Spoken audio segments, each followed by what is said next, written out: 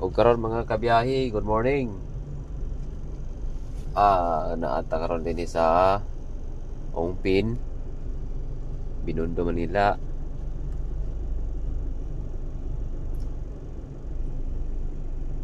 O karon mangita taong maparadahan din kay unya pamanta mo uli. So karon mo libot ta din Ongpin Street.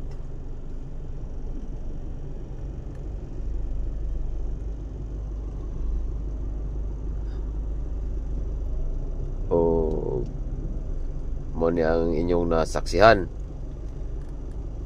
dahil malapit na po ang Chinese New Year. Hindi ko lang po alam kung anong petsa ang Chinese New Year, pero malapit na po yan. At ito na po, nagkakabit po sila ng mga banderitas para sa Chinese New Year.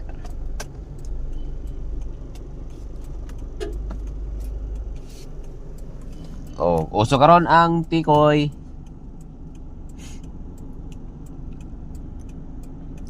Na ay daghang tikoy, malagkit papaswerte para kapit ang swerte. Sige madam, tawid po madam.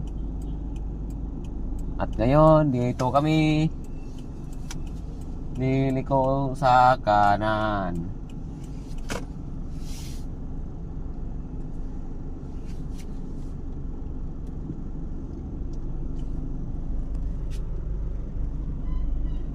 O karon, dagang salamat. Okay guys, mga kabiyahe, amping ta sa atong biyahe. Bye.